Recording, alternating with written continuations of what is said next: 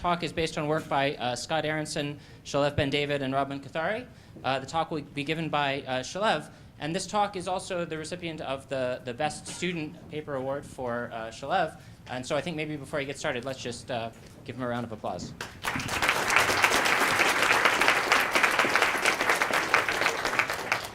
Okay, thank you very much. Can you hear me?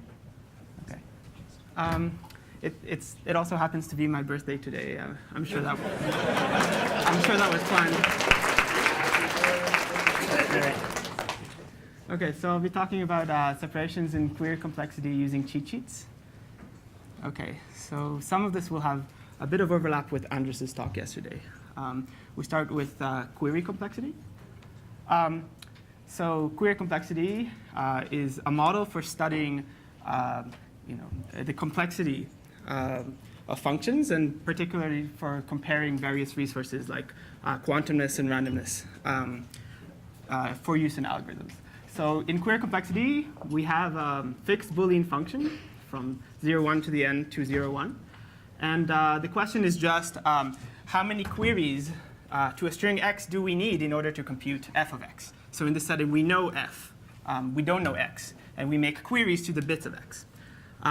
D of f will denote the number of deterministic queries that we need to compute f.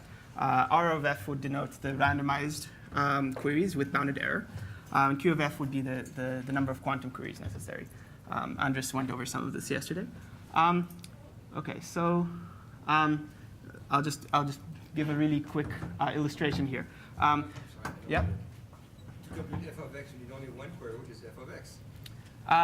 Well, you're given queries to the bits of x. So I'm just giving an illustration here. So if x is say this string here, then and the f we know f is suppose the OR of all the bits.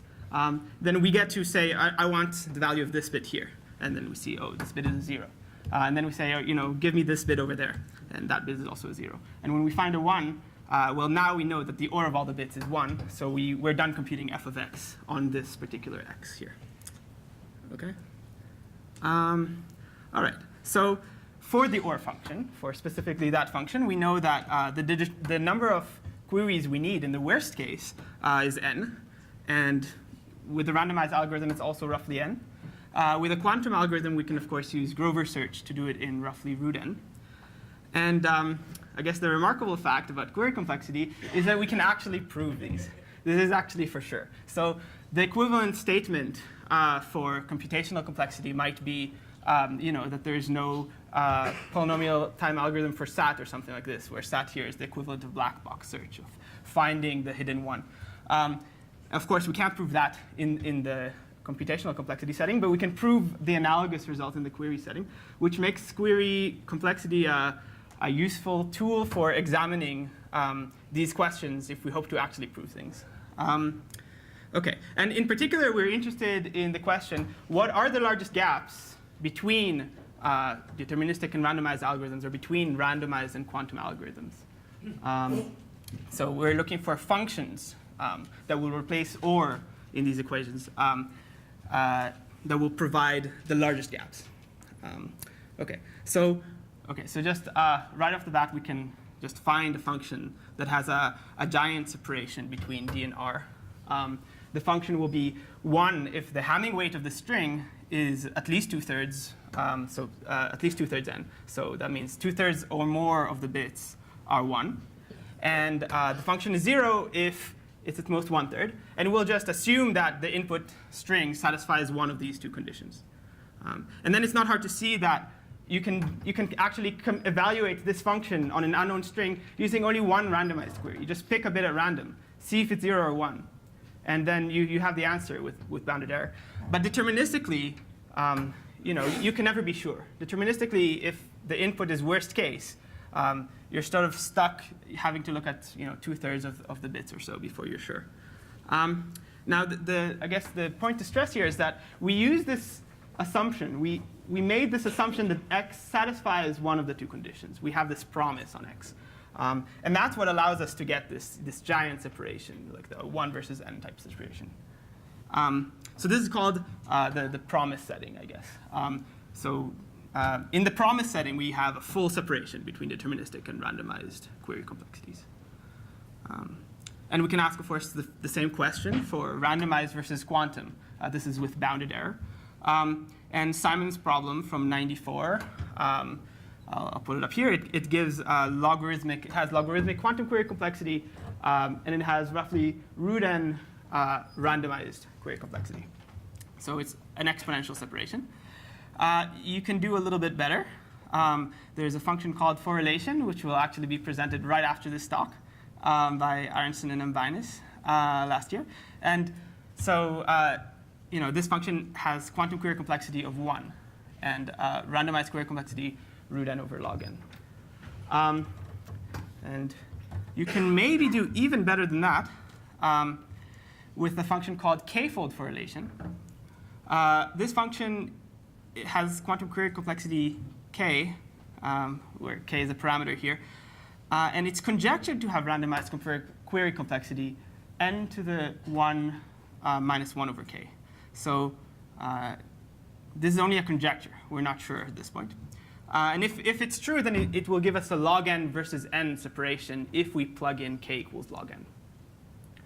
So, and that would be, we cannot hope for a 1 versus n separation. This is also part of Aaronson and Mbinus results that I guess will be presented after this talk. So this is sort of, this conjecture would be the most we could hope for. OK. So that's all what happens in the partial function setting. We sort of have a clear picture of what's going on. In the total function setting, where we're not allowed to put any promise on the input string x, we can't assume anything about it. In the total function setting, actually, we already know that you'll never get such separations. We already know that you're stuck with at most a cubic separation and at most a power 6 separation between deterministic and randomized and deterministic and quantum query complexities. So I guess none of these constructions work at all. It seems if they worked even a little bit, then you would get these exponential separations. OK. So what is the best known separations for total functions? We can't achieve the power 3 and power 6. We don't know how to do that. Instead, we have a result by Sachs and Wigderson from '86 using the and/or tree function. It has this n versus n to the 0.753 separation. It's like a power 1.3 type thing. And from '96, we have Grover search, which uses the OR function. And it has randomized query complexity n, quantum query complexity root n. So it has a quadratic separation there. And that's actually all we knew until 2015. So until very recently, these were the best, and these were conjectured to always be the best. That proved to be very wrong. OK, but suddenly in 2015, we have a lot of results, one after another. We have, so on April 4th, there was the GPW paper that it gave a seemingly innocent separation between the deterministic query complexity and something called degree. That didn't seem too exciting by itself, but shortly afterwards, Mbinus, Belodis, Belovs, Lee, Santa, and Smatrovs gave a whole bunch of separations, disproving a whole bunch of these conjectures. Quadratic separation between deterministic and randomized, power 4 separation between deterministic query complexity and quantum query complexity, and a whole bunch of other things that Andres presented yesterday. But one thing they could not do is improve on Grover search on its home turf, meaning if you just want to have a quantum algorithm with bounded error that beats randomized algorithms with bounded error by more than by more than a power 2, then this they could not do to beat Grover search. So in this work, we improve the power 2 to a power 2.5 using the and potentially to a power 3 if the k-fold correlation conjecture holds. And we also sort of unify a bunch of these results. We show one unified technique, the cheat sheet technique, which reproduces many of the earlier results, some of them not as tightly. But I think the intuition for cheat sheets is somewhat more clear, at least to me, than this sort of ad hoc, this function separates D from R, this function separates R0 from R, and so on. They feel a little more case-specific. And here it feels more like one technique. We know how to get a new separation if you came up with a new query complexity measure tomorrow. Just plug it into the cheat sheet. And we'll also see a power 4 minus low 1 separation between quantum query complexity and something called the approximate degree. OK. All right, so cheat sheets. OK, so the main intuition behind cheat sheets is that we start with the partial functions that we saw earlier, and we try to turn them into total functions. So we just, given a partial function, say, so for concreteness, let's take the 2/3 function that we saw earlier, where either 2/3 or more of the bits are 1, or 2/3 or more of the bits are 0. That's a partial function because it has this promise that one of these two hold. And we want to try to turn it into a total function. So let's just I'll draw this little picture here for this partial function. This is like the Hamming weight diagram. And we have the blue region are 0 inputs to the function, everything with low Hamming weight. And the red region is 1 inputs. The white region are inputs that we're promised we'll never get those. The white region is outside of the promise. Okay. And we want to turn this into a total function. So we want to color the entire square. So one thing we can do is just say, all right, you know what? If it's not in the promise, just make it 0. And that would color this region blue. Right? Now, the problem with doing that is that before we were able to evaluate the function on a worst case input with one randomized query by picking the bit at random. But here, it's very hard to distinguish between inputs that are right on the boundary between the red and the blue. So right on the boundary, there are these inputs that have either 2/3 1 or 2/3 n minus 1 ones. And distinguishing between these two cases takes a lot of queries, even for a randomized algorithm. So we're back to no separation at all. OK. And we can sort of see intuitively that there doesn't seem to be any good coloring of this white region, because there will always be a boundary between the red and the blue. Of course, the real Boolean hypercube is a much higher dimensional structure. So maybe there's a bit more hope. But this is sort of where everybody was stuck for many years. And I guess part of the problem is that the promise itself is difficult to calculate. So this is what I mean by the promise. The function that tells you whether the input string satisfies the promise or not for the function f. This is a new function p of f. This function itself is hard to compute. Right? It has these boundaries between the 0 and the 1 there. Okay. And if this function was easy to compute, then you could compute this first and then compute the other one, and you would have an algorithm for the total function. OK, so we want to make the promise a bit more tractable. That would be one intuition. So all right, here's what we do. Step 1 is, OK, so we give up on trying to make the promise easy to compute. That's just too hard to achieve. So instead, we try to make the promise easy to certify. We are going to change the function so that although we're not sure how to check if an input satisfies the promise, at least if it does, there will be a proof of this.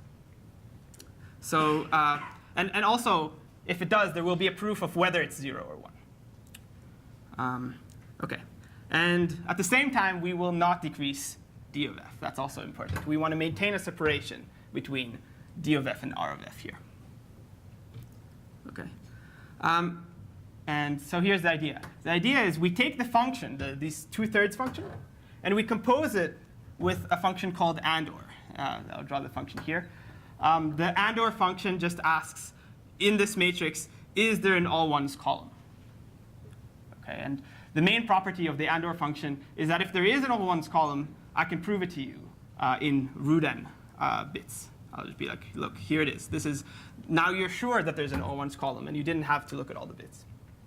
And if there's no all ones column, I can also prove this to you using root n bits. I'll show you, a 0 in every column, and then you'll be sure that there's no all ones column, and you don't need to look at the rest of the bits. So the and/or function is easy to certify. And now, so we take the 2/3 function that we had before, that's input string, and we replace each bit of it by this and/or matrix. And then the new function will be, we'll ask, is there an all ones column in at least 2/3 of these matrices? Or is there not an all ones column in at least 2/3 of the matrices? So it's a composition. So we will call this new function g. It's a composition of the 2/3 function on n bits with this m by m matrix of and/or. Okay. All right. So what are some of the properties of g? So first of all, and/or is difficult to compute for both d and r. Okay. And some composition results tell us that computing the composition is as hard as the product of the query complexities in this case. So d of g is n times m squared, whereas r of g is only m squared. So there is a bit of a gap there. Okay. And moreover, g has the property that any input can be certified to be in the promise, and can be certified to be a 1 input or a 0 input. So g has the property that it's easy to certify in a very strong way. The property that g does not have is that it's still not a total function. This is still a partial function. I'm still going to promise you either 2/3 of the matrices have an all ones column, or 2/3 of the matrices do not have an all ones column. That's still a promise problem. OK. All right, so that was step 1, making things easy to prove. Step 2 is to sort of is where cheat sheets come in. So we have so far d of g is large, r of g is small-ish. We can prove things. Now we change g to hide, so that g hides this proof that we say always exists for the input strings. So we will change g so that it hides its own proof. It's going to go like this. OK, so this is the input to g, right? This is what an input to g looks like. And then we're going to have an additional part of the input separately. That's just a giant array, a very large array. And then we're going to have a cheat sheet that provides proofs for all the and/ors. And we will tuck this cheat sheet somewhere in the giant array. Okay? So we will say sort of the new function asserts that this is going on, that there is this cheat sheet that gives pointers to the all ones, to either the all one column in a whole bunch of these matrices, or to a 0 in every column in a whole bunch of these matrices. It gives pointers to the proofs. And in addition, we take this cheat sheet with all the proofs and we hide it in the giant array. OK, and step 3 will be, yeah. The rest of the giant array, was there? Just zeros? Nothing? Sorry? This giant array, what does it have outside of this? Yeah, so the giant array, we don't know. So it's just junk, I guess, right? And we're hoping that, well, we're going to assert that somewhere in this giant array, we don't know where, there lies this cheat sheet that proves everything. So far, that's all we have. It's, But if you find you can recognize it. sure, you could follow all the pointers, check if they work, see if you found a certificate. Yeah. So far, this is not useful quite yet. So we need to make sure that we can find the cheat sheet. Actually, we need to make sure that we can find it using a randomized algorithm, but not using a deterministic algorithm, right? Or else it defeats the purpose. So, all right, what can a randomized how can we hide something so that a randomized algorithm can find it, but a deterministic algorithm cannot find it? What can a randomized algorithm do that a deterministic one can't? Well, compute G. That was the point of G, right? A randomized algorithm can compute G a bit faster than a deterministic algorithm. So, we're going to let G of x itself describe where the cheat sheet is in the giant array. Okay. Actually, there's a bit of a problem with this because G of x is only 1 bit. So, all right. So we actually use 100 log n copies of G, and they together will describe where the cheat sheet is in the giant array. Okay, so the final thing looks like this. We have 100 log n copies of G, basically. And separately, as a different part of the input, we have this array of size n to the 100. And if you compute all the copies of G, and you look at all the bits of the output, that gives you the address of a spot in the giant array. If you look in this spot in the giant array, you see pointers that now prove to you that all the inputs to G really satisfied their promise. Okay? Because remember, we can only compute G using a randomized algorithm, assuming the inputs satisfied the promise. Okay? So, all right. So the final function, which we call GCS, the G with cheat sheet, it's basically 1 if that whole thing really happened, if the input really looks like that, and it's 0 otherwise. All right. So at least it's a total function. But I also claim that it has all the properties we wanted. So let's see. So what's R of this mess? How do we check whether the whole story really happened using a randomized algorithm? Well, we compute the 100 log n copies of G.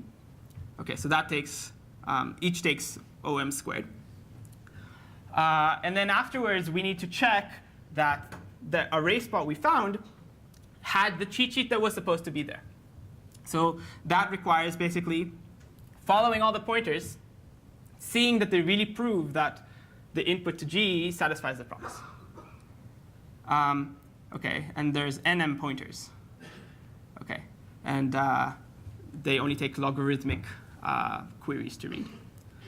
So we get a total is nm plus m squared for the randomized algorithm. Okay. Now, at a yeah. So I assume that 100 is somewhat arbitrary? Yeah. So the question was, is 100 arbitrary? So yeah, 100 just needs to be large enough. Yeah. So it's arbitrary. Okay. So what is the deterministic query complexity? Well, at least the intuition is blindly searching the array to see if there is a cheat sheet hidden somewhere is hopeless. That will never happen. So you have to compute the G's, at least one of them, say. But computing the G, we said, is nm squared. Okay. So all right, now we set n equals m to optimize the parameters, and we get a deterministic query complexity of n cubed, a randomized query complexity of n squared. It's a 1.5 gap, which is larger than the Saxon-Wigderson result from '86. It's still smaller than what Anders presented yesterday. And so we can't improve on this using cheat sheets. But in a sense, there's motivation for how we came up with this. We started with the 2/3 function, which we know gave us the optimal separation between deterministic and randomized query complexities. And then we just worked with that, made it easy to certify, and then hid the certificate in a giant array. We sort of understand why this works, or at least I understand why this works a bit more than the functions that Anders presented. So, OK.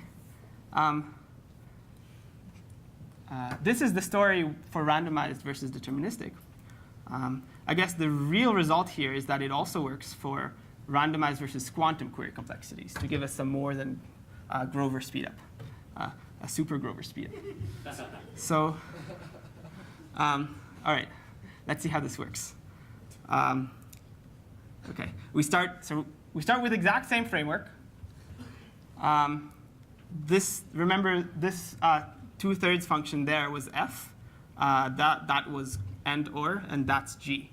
And we can replace any of these ingredients that we want. In this case, all we really need is to replace f with correlation.